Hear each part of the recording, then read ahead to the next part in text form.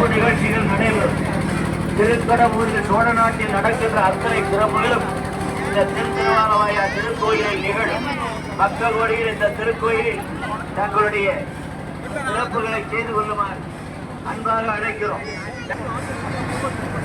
உலகமே வியக்கின்ற ஒப்பற்ற பெருவிழா 12 நாள் திருவிழாவில் இன்று 6ஆம் நாள் செகம்புகணம் சித்திரை திருவிழா. உலகமே வியக்கின்ற ஒப்பற்ற பெருவிழா.